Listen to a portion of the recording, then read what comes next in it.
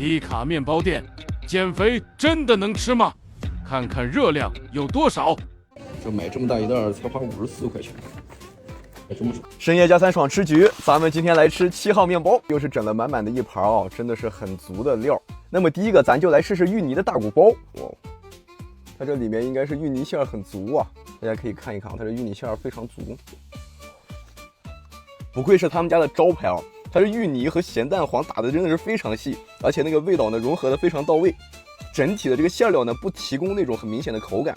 但它这个面包体啊，真的是非常的柔软，让你在嚼那种小的面团似的。热量放在最后了，还请关注支持一下。这个不甜啊，是一款非常好吃的咸类面包，我觉得这个非常适合当早餐。就算我这个放纵餐啊，不吃别的，吃点这个，我感觉也会很满足。再来一口，这款呢是他家的全麦树枝无花果，看着呢就像一个树枝，它原本是长长一条哦，在李家村那个店是可以不切的，有那种长的袋子。但我去的这个蓝岛这家店呢，它就只能切开来放，因为没有很长的袋子。上次我吃这款就非常惊艳，第一口先给观众朋友们，这无花果的味道直接在嘴里面迸发开了，好香啊！这款的口感真的很棒哦，不垫腮帮子，也比较柔和，又不缺少那种嚼劲儿，而且因为它是咸的，不容易吃腻，非常好的一款零嘴。这个鸡枞菌的香味呢，真的是非常足啊，这个超级好吃。我觉得这是最值得买的一款，大家可以看一下啊，这里面鸡枞菌的这个成分含量非常高。如果你是喜欢吃菌类的朋友，这一款真不能错过。你吃到它就跟在吃一个非常大的菌菇似的。这款口味真的非常清淡啊，不咸不甜，带一种那种淡淡的那个菌菇的香气。这个鸡枞菌的巧巴汤呢是16块，超级满足，真的很好吃啊这一款。下一款咱们来试试这个咖啡坚果啊，真的很大一块，18块钱一枚。这个是由这个坚果、巴旦木和巧克力做的，你们可以看一下。哇，贼实诚呢这个，它的料好足啊。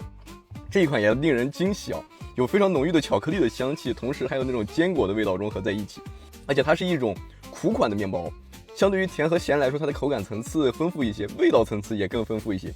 这是一个主打低卡的品牌哦，可以很明显的吃出来它都没有加多少糖，吃到现在我居然都不感觉齁，真的是非常惊喜。下一个咱们试试咖啡的杏仁酥，上面有很多坚果啊，然后是一个酥的饼干底，咱们尝尝它是个什么味儿的。好吃，这款味道真的非常复合哦。最上面这一层呢是淋了有蜂蜜的，最下面这一层呢是咖啡的饼干底。这两个加在一起，你的口感层次就是你先会吃到咖啡的苦味，最后有蜂蜜的香气和甜味融合进来，同时还有这种坚果的爽脆感。我们试试巧克力贝果，这巧克力贝果上面铺满了一层椰果的碎，里边应该是巧克力夹心的，咱们掰开看一下。哇，掰了2段都发现这个料都贼实嘞，应该出品比较稳定。这一款的甜度很适中哦，尤其是这上面的椰子碎呢，带一点巧克力的香味儿，就融合的非常到位。